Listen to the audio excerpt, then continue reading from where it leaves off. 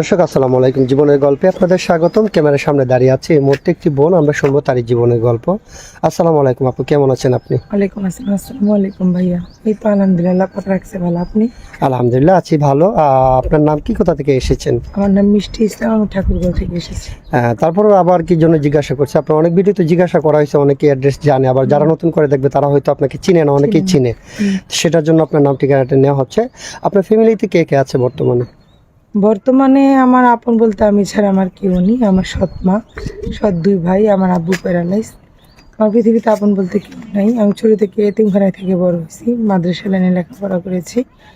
তো আমার মা মারা যাওয়ার পর আমার আব্বু বিয়ে করেছে। আমি আমার মা সৎ মার বোঝা হয়ে গেছিলাম। আচ্ছা, আমাকে মানে এক কথায় কি ভাইয়া, বললে তো অনেক কিছুই বলা যায়, আর না বলে কিছুই না। কখনো কারো চেহারা দেখে বিচার করা যায় না যে সে কতটা সুখে আছে। তো আমার লাইফটা অনেক কষ্ট কাটছে। আমার সৎমা ছিল, মাদ্রাসায় সবারই দেখতে যেত, সবাই কিন্তু আমাকে কেউ দেখতে যেত না। অনেক কষ্ট। হ্যাঁ, এতটুকু বড় হয়েছিল আত্মীয়টা খেয়ে। মাদ্রাসার ঈদের ছুটিতে বলেন, গরমের ছুটিতে বলেন, ফলের ছুটি মুটি যে দিত, ওইগুলা মনে করেন আমার মাদ্রাসায় থাকতে হইতো, সবসময় মাদ্রাসায় থাকতেন আপনি? হইতো। সবাই ছুটিতে গেলেও আমার যাওয়া হতো না। আচ্ছা, আপনার বাবা যে ছিলেন, আপনার বাবা কিছু বলতেন না?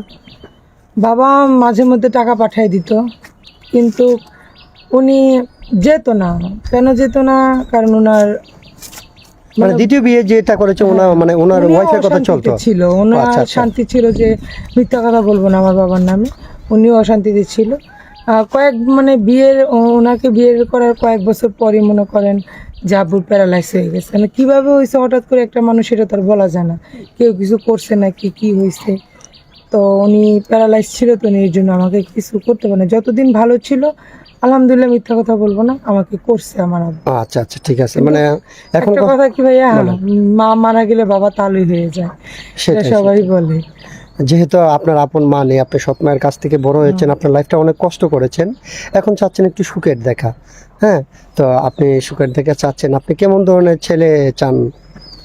আমি একটা এরকম ছেলে চাই যে বাবা মার আদরের পরে কিন্তু স্বামীর আদরটা একটা মেয়ের কাছে বড় থাকে।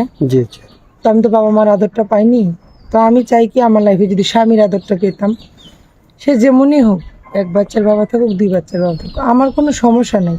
কারণ সে যদি আমার দায়িত্ব নিতে পারে, আমাকে ভালোবাসতে পারে। হাদিসে আছে, যেহেতু আমি মাদ্রাসা লাইনে লেখাপড়া করেছি, একটা ছেলে 4টা বিয়ে করতে পারে। অবশ্যই। যেহেতু আমাদের হাদিস থেকে আল্লাহ উপর থেকে এটা নির্দেশ দিয়ে দিছে, তো আমার কোনো সমস্যা না। শুধু একটাই বলবো, আমার তো একটা পেট আছে, এটা তো চালাতে হবে। সেটা তো মনে করেন আমার মাথার উপরে ছায়ার মতো থাকবে, আমার খরচপাতি দিলে আমাকে অনেক ভালোবাসবে। আমি ভালোবাসার কারণ। আর একটা কথা কি ভাই জানেন, ছোট থেকে যেহেতুটুকু বড় হয়েছি, মাঝে মধ্যে অনেক ক্ষুধা লাগতো।